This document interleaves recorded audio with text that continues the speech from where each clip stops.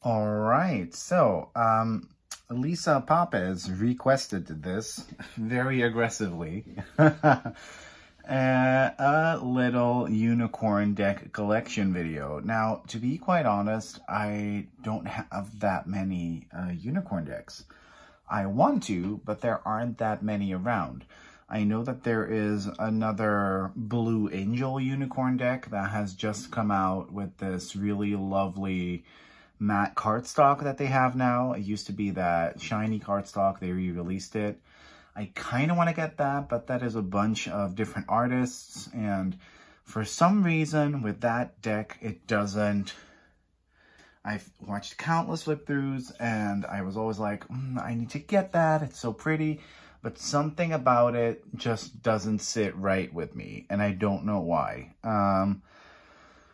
I may end up getting it anyway, but for now, I'm not getting that. And then as for tarot decks, there is that classic US Games Unicorn Tarot, which is just a regular tarot with a bunch of unicorns plopped onto the backgrounds. And I know some people may love it, but it's very much Rider-Waite clone, not even with unicorns centered, but with unicorns in the background. Then there is the Pastel Unicorn Tarot deck that is really kawaii and that I want, but with shipping combined, it totals to like 75 euros, which is a lot for a tarot deck that's, you know, more whimsical than necessary for my collection. The Last Unicorn Tarot is something that I absolutely adore, but that also costs too much with the shipping included. Do I love The Last Unicorn that much that would warrant me buying its own tarot deck? No, I like unicorns. I don't like The Last Unicorn that much per se, even though I did watch it as a child, and I think it's a very, very good film. You know, I can't warrant that price. And then I have been waiting, and I really hope it's gonna come out next year, on the Unicorn Tarot that Callista is doing together with, I think, Lisa Robertson for Llewellyn. I have seen some of the art, and that looks like it is the unicorn deck that I'm gonna want and need. As far as tarot is concerned, we know if I ever like get get some like expendable money that I can just fling at anything, I may get the Pastel Unicorn deck, because it's so pretty. And I will, at the very end of this video, will I though? I don't really want to edit. I do everything off of my phone, and I don't have any more room, so I would love to show, maybe I can show it through my iPad, because I don't want to edit. I'm that lazy. Because I really don't want to edit any extra pictures into this. I can't be bothered. I'm sorry. So, the Pastel Unicorn Tarot. Let's see if this picks up. Pastel Unicorn Tarot. I'm such a slow typer. Oh my gosh. Okay. So, let's see what pops up. Oh, I am getting a $110 on Etsy. No. So, let's see if it shows. Yes, it does. Okay, cute. So this is what the Pastel Unicorn Tarot looks like. Really, really, really cute. Look at that. Just looks stunning. You know, it's really cute, but it's too expensive for me, so I'm not going to spend that much money on it. Let's see if I can find Callista Lisa Unicorn Tarot, if I can find that image. Unicorn Tarot. Can I find it yet? Maybe if I go Celestial Unicorn Tarot. Yes. So here is one illustration of it, and this is way more my style. So this is the only one that I've seen. Celestial Unicorn Tarot by Callista Ascension, Lisa Robertson, and Eugene Smith. I mean, look at that. It's just stunning. Coming to Llewellyn in 2023. So I am going to get that. When I was looking at, you know, other unicorn decks, oh, you kind of have all of them right here. Oh, yeah. There's also this Crystal Unicorn Tarot by Pamela Chen, I think. I can't be bothered with that one. I just can't. I think it's, you know, everybody loves her, which is fine. I don't. I don't love her that much, and I don't love that deck. I think it's highly mediocre looking, a highly mediocre looking tarot deck. Looks really, really, really bad, really badly illustrated. I think it's a piece of shit. So, and so is that Witchling Academia tarot deck by her, which got a mass market release. That's a piece of shit as well. So anyways, oh yeah, and then you have the Paolo Barbieri Unicorn Oracle. I own one other of his Oracle decks, and there's only like 20 cards in each of his decks, and I can't be bothered with that either. So here's to this. Woo! I didn't think I would get so heated about a couple of unicorn decks, but I really love unicorns. I always have since I was a child. And you know, I kind of hate seeing them kind of being used as a cash grab, which maybe that Pastel Unicorn Tarot is as well, but it's executed well. The art is of high quality. It's not something that someone drew in Procreate over the course of a week, finished all the 78 cards and gets a lot of praise for it. That's not what that is. That Pastel Unicorn deck had a lot of work going to it. So, you know, this is all I have. The first one I ever had being this one. Ooh, and I quite like it, honestly. I also read the accompanying book that goes with this, which is a complete train wreck. Don't spend money on it. Diana Cooper is a horrible, horrible writer. The whole book just consists of lists and experiences that fans have sent her through email, and there's very little to zero actual writing of hers in that book. And it's very much a channel book. It's very, without her mentioning that, it's really, really, really horrible writing. This deck, however, is really cute. I love Marjolein Kraut's illustration. She's Dutch. She does great back designs too. I also have the Archangel Animals Oracle illustrations and back design by her as well. She's fab. And I have to say, Diana does write good deck guidebooks and really like sweet affirmation-y messages for her cards. So she's good at that. Writing full-length books, not so much. So this is a deck that I primarily use for myself. This doesn't really read well for other people, or so I have found. I got this deck as a gift from Martin over at Tarot in the City. I think the illustrations are sublime. I feel like the messages on the cards are fun, kind of for self-help, self-healing, self-reflection. For some reason, whenever I've used this for other people, it didn't really resonate, or not even at the end of a tarot reading. It was always kind of, I could literally, of course clients didn't say so, but I could almost literally hear them say, "This is not it, sis." So, yeah. But, you know, the cards are really pretty. Funny though, looking at them again now, what kind of irked me about the book, as well as a little bit about these messages I'm seeing right now, is that, you know, there isn't that much. There's tons of unicorn lore from mythology, you know, but is there enough to warrant a whole deck full of unicorns? And I'm just being honest here. And when you look at this deck and at these cards, the answer would probably be no, because we constantly have to kind of, or not we, Diana seems to constantly have to draw in elements from other parts of New Age theory, like we just saw I Am Presence, we saw the Violet Flame, you know, like we could also have unicorns be unicorns, but you know, I mean, Diana is living her truth, so that's good. And it's very much, you know, the unicorns being in conjunction with angels and such. So that's kind of cute. Like the Cosmic Sapphire, like all of this really has a channeled feel to it, and I know a lot of people that really dig that that channeled new agey 90s feel. Not in the illustrations; those look very cute and soft yet modern, but in the texts and the concepts, you know. So, but I do like, and I'm not about that life, but I do like working with this deck. Here we go again, the Christ light. Why does everything always have to be Christ consciousness, Christ light? I don't get why we constantly feel the need to push these concepts down each and everyone's throat when you could just have a deck based on unicorn myths and unicorn lore rather than your new age woo-woo babble.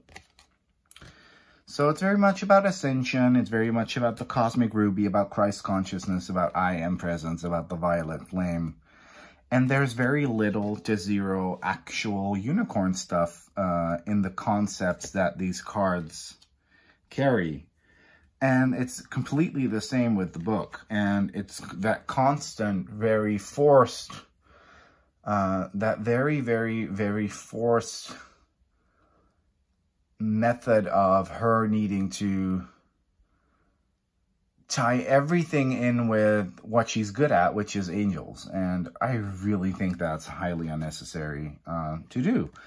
And once again, I saw a really cool video by Sylvain's Deadly Sins, where he says that he's kind of tired of the general consensus in the tarot world being never attack the creator.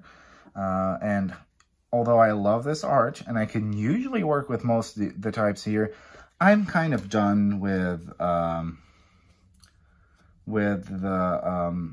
belittling of the intellect that we as the consumer have. And I feel like I am allowed to say that the way Diana constructs her decks, and that I think it's a very forced way to tie unicorns in with angels, I am allowed to say that. But, you know, it's a cute deck. It's probably, like, if you were to go after a unicorn deck today, this, that you can still easily get mass market, it's probably this or Blue Angels unicorn decks are the best things you can get when you're looking for unicorn decks. Honestly, like, seriously, I'm not kidding. So, you know, I'm still kind of aggressive. Wow. Okay. I wonder why. Like, I don't know where that came from. Reading this book, this full book, do I have it here? Do I have it handy somewhere? I really should have it handy because it was a really... No, I don't think I do. It was literally, getting through that book was literally a traumatic experience. Especially when you have dabbled in trying to get published.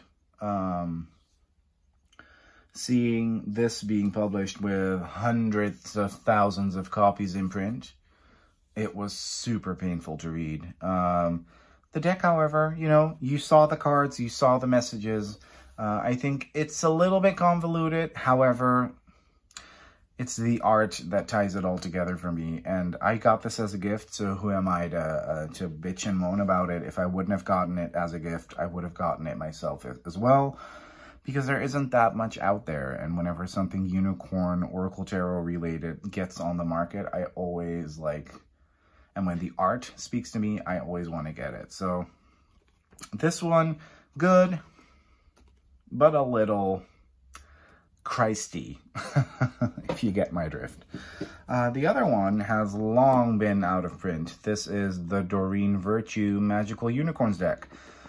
I paid not as much as some people are paying for it on eBay. I paid quite a hefty amount of money for it. I think about twice the original retail value, which isn't that much because I've seen this deck go for hundreds of dollars. And it's not worth that. But, you know, honestly, this may be one of my favorite Doreen Virtue decks.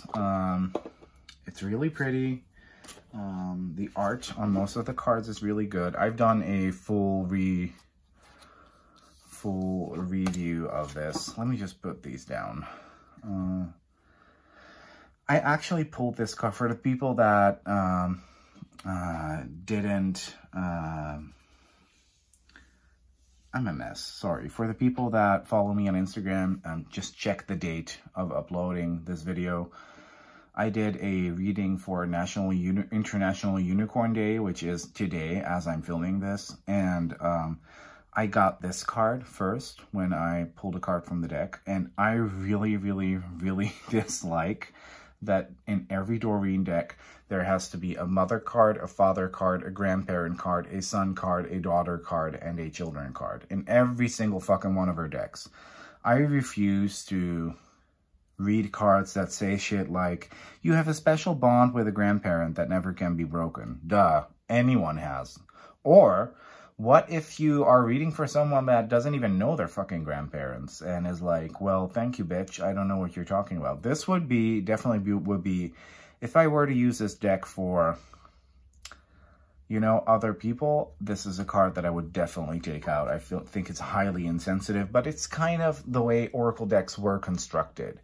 Very much that heteronormative, everyone has a mom, everyone has a dad, everyone is brothers and sisters, and everyone is getting married one day, and everyone will have children one day. You know, that sort of late 90s, early 2000s style of creating Oracle decks. But, you know, honestly, this deck is really good. If we look at, because this is one of her earlier oracles. It looks really cohesive, even though the art is done by different people. I'm not going to flip through all the cards per se for each deck, you know, because this video might end up being too long. Really cool art. The art in this deck is done by a couple of people, but it looks really cohesive, and I like it. Here. Love from your parents. Every deck of hers has that card, which, you know, if you create 44 card Oracle decks, honestly, and you've been releasing a couple, and every deck has, you know, those same 5 or 6 cards in them, do better, sweetie.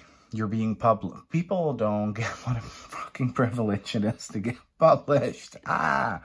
You know, we'll just wing it. People will buy it anyway because this is popular. This is, you know, Doreen Virtue was like the original influencer, seriously. But, you know, most of these cards have really, really, really good main messages. I usually forget the paragraphs at the bottom. When I use my Doreen decks, I never read those full paragraphs.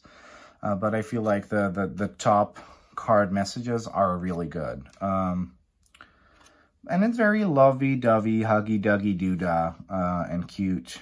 And I'm really glad that I have this. So, yeah. This art's so great. But yeah, this is a cute deck. Don't go out of your way to get this, though. If you really, really want this and you can't get it, and I never say this, but just get the knockoff version online, because this is not worth more than $50 to $60 if you really want to get the original. If you really want to get the deck and you can't afford that, since this is no longer being published, it's been discontinued, just get the knockoff version, honestly, you know? Because, by the way, for people saying, no, that's not fair because the artists won't get royalties. Well, the artist won't get royalties when you buy a secondhand copy off of a scalper anyways. But even all the art in these early Hay House decks, and I believe even modern decks, I think, honestly, most of it is, to be quite honest, not so sure. Nowadays, sometimes Hay House will have the name of the name of the author and the artist on the box when it's 2 different ones. But these definitely were all commission work, one-time fee, no royalties. So don't worry about the artist either in this case. And that's some inside information for you. The artist won't get royalties unless they're explicitly mentioned as a co-author on the box. Most of y'all didn't know that. Okay, last one. This is not a unicorn deck, but still I'm going to count it as a unicorn deck. The Pegasus Oracle by Alana Fairchild. I struggled with this deck. I only got it because of the art. The art has been done by the same girl who did the art in the Ocean, Whispers of the Ocean by Angela Hartfield. Was that it? Yes. And I was like, ooh, she's cool. She creates really good art. These are the cards backs. This is on that lovely Blue Angel cardstock. There's only 30 cards in here, I think. Let me check the guidebook really quickly. Yes, 30 cards, which is not enough. Still, since there's so little on the market and I really dug the art, I was like, I need to get it. This is really pretty. This is very much about light. This is a typical Alana style deck in the sense of it having really weird, intensely weird titles that don't speak to the imagination at all. There's no keywords at the bottom. There's no affirmation. Once again, Miss Fairchild forces the user to look it up in the book and either memorize the whole paragraphs of texts or use, not memorize it and always be on book when you read this deck. However, the art is stunning. And to be quite honest, we've all seen Alana's decks where the guidebooks are like 300 pages. Sis wasn't so thrilled about having to write this, I guess, because this guidebook only has, and that's not counting, here we go. I'm going to count from actual content to actual content. So 7 to 71, so that's 60 pages of actual text. That's what you get. So you have to know that I don't know what is going. I don't really know what's going on with Alana Fairchild and Blue Angel, because she is continuously releasing new decks, but the content keeps getting slimmer and slimmer and thinner, and it seems like she may or may have kind of lost her spark. The contents are very good, though, but what I would have liked to have seen is, when you read this paragraph of text and then this affirmation right here, either try to put the affirmation on the card, maybe with the title at the bottom, something like that, small, make the font a little bit smaller, or take the main message that you get from this. Let me show you, for example, what I did this morning. What's that? What was that card again? Let me see. Which card did I get? Yeah. So I pulled this card this morning. Pegasus and the Great Mountain. I see a Pegasus, I see a Great Mountain, I see a temple. Nothing really speaks to me intuitively. All these cards are very descriptive of what we see on the page. So that's good to know, right? So when I go to the guidebook, there's this whole blah, blah, blah, blah, blah, whole story. The message that I got from this was, claim your sanctuary. Put that at the bottom of the card so people can use it straight out of the box. Why do authors want and need us to be that dependent on them to get oracular messages? I wonder where that egotistical mindset comes from, especially from New Age authors that are so rampant about talking about ego all the time, and now we have to rid ourselves of it. Why do we have to fall in love with your ego then? If we need to rid ourselves of ego, or is it egotistical of me to be able to want to do the same thing it is that you do? Is it very much that idea of, I have to make sure that I'm special and no one can do what I do, so I have to make you dependent on this freaking book? because I don't want you to think you can do the same thing as me. I can do the same thing as her. She's not, no one's better or more than anyone. So, once again, I'm very aggressive, but there just doesn't seem to be a good unicorn deck out there. You know, or Pegasus deck or whatever. I feel like this is kind of a unicorn deck as well. But I have to say, you know, however critical I may be, whenever I sit with this, pull a card, and read that long-ass message, it always resonates, and it always makes me feel a whole lot better than I did before. So let's, on that note, look at my table being all wobbly. I should put my feet on it so it doesn't wobble that much. Let's pull ourselves a card from this lovely deck. This deck literally goes against everything I feel a deck should at least have. It should at least have 44 cards. It should at least have keywords or a usable phrase on them. And this deck has neither. It does have gorgeous illustrations and gorgeous cardstock, though. Did I already cut the deck? If not, I'm going to cut it again. Let's see what we get. Oh, we get the Mandala of Pegasus. Now, I know what a mandala is, so let's... And I know that I have pulled this card before. Let's read what it says. There's too much text in here.